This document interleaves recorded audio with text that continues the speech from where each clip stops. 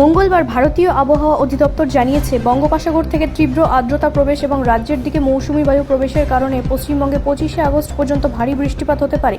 বঙ্গোপসাগরের ওপরে একটি নিম্নচাপ অঞ্চল থেকে তৈরি এই ঘূর্ণিঝড়টি মঙ্গলবার সকালে ওড়িশার গোপালপুরের কাছে স্থলভাগে আঘাত হানার তীব্রতর হয়ে গভীর নিম্নচাপে পরিণত হয়।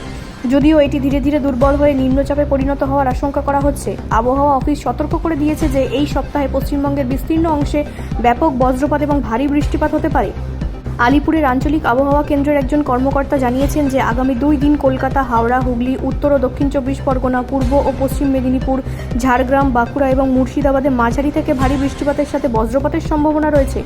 পূর্বাভাস অনুসারে কলকাতা, উত্তর ও দক্ষিণ 24 পরগনা, পূর্ব ও পশ্চিম মেদিনীপুর, হাওড়া, হুগলি, নদিয়া, পূর্ব বর্ধমান, বাঁকুড়া এবং ঝাড়গ্রাম জেলায় বজ্রপাত এবং ঝোড়ো হাওয়া সহ বজ্রপাত হতে পারে।